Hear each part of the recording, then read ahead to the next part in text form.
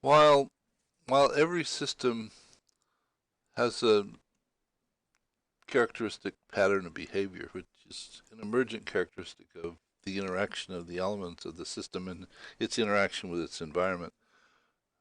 And with the system's archetypes, there's about a dozen of those, which each archetype is an archetype because it has a well-defined structure and a very well-defined pattern of behavior. And if you identify the pattern of behavior, you typically have a sense of what the structure is that's responsible for that. There are a few patterns that tend to occur over and over and over again.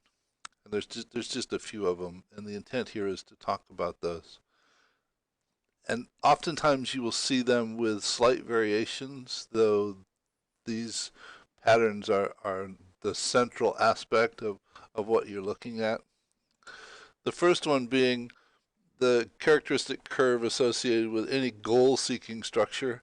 It the structure tends to migrate toward the goal rapidly at first and then decline, continuing to approach the goal, but the rate of approach to the goal slows over time because the nature of the structure where the the distance that it travels in the next time period is dependent upon the distance that the current state is from the goal state. So you see the characteristic goal seeking structure extremely often.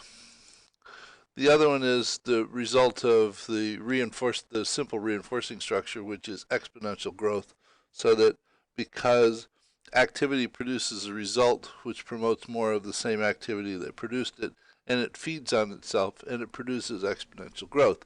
Though we know from experience and simply from logic, I would suppose, that nothing can in fact grow forever because it requires some sort of inputs or resources to support or promote that growth. So sooner or later, growth runs into a limit, which typically produces an S-shaped growth curve so that it begins slowly.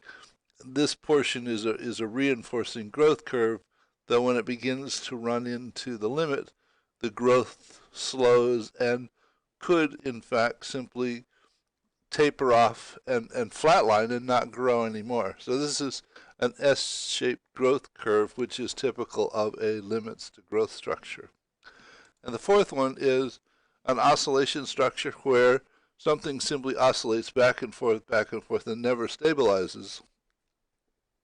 This could be the result of a balancing structure with a delay in it such that the effort, there's an overreaction to the perceived current state of things without there being an awareness of the actual state of things, so that the result is an overreaction and then a compensation, though there's a compensation beyond what there should be, only to find out that there needs to now be action to pursue the goal and surpassing the goal, and it oscillates back and forth.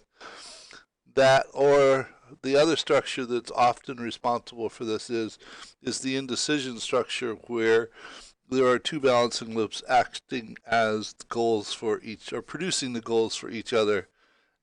And because of the time delays, things oscillate back and forth. Think about the way that supply and demand oscillate back and forth through a price mechanism. By the time one figures out, one gets a sense of what the price is, and they develop a demand based, a supply based upon that price, and by the time they get there, the demand has changed, and the price changes, so the demand changes, and it oscillates back and forth. So these are, in fact, the four recurring patterns that you can expect to see more often than anything else. And though, as I said, there are variations on these, so that there may be um, this may not be this specific. It may grow and slow down and grow and slow down and grow. because of other influences that are happening over time. Though, when you look into it, this is the primary direction of the curve. So, hope you found this informative. See you in the next video. Bye.